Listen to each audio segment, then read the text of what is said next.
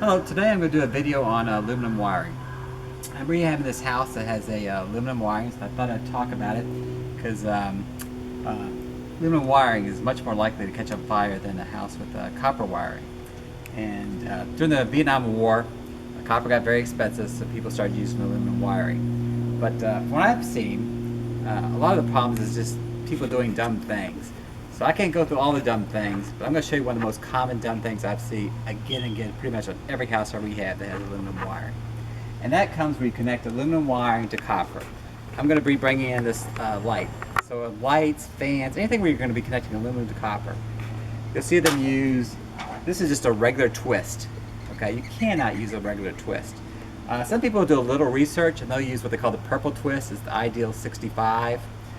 It's at least got an anti-oxidation compound in it, which helps. But the fact is, aluminum and copper will expand at different rates.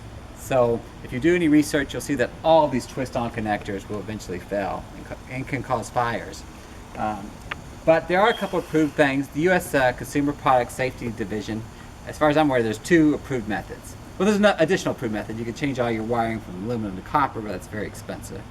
The other approved method is you can have an electrician come out and they use a crimping tool that puts really high pressure on the wires, basically making a cold weld. And that's a permanent weld, cheaper than rewiring your house, but still very expensive. There's a third approved option that's actually a pretty reasonable price, and that's using these Alumicons, which basically is a lug nut.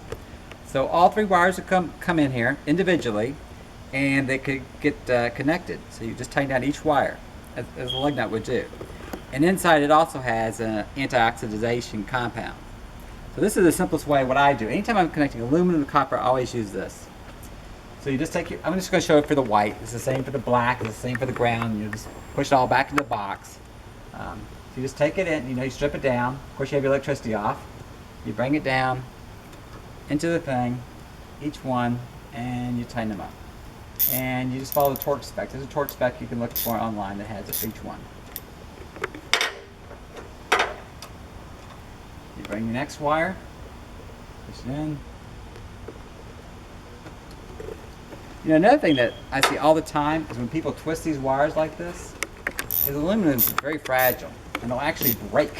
That's another thing you got to really watch. Not like copper. And then you disconnect your copper, in this case the white, and you put that in.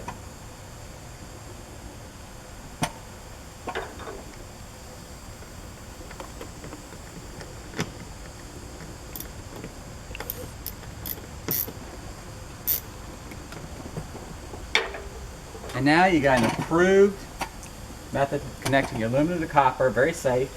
You see your wires covered up by the connector. You just close it up and you just have to stuff it back.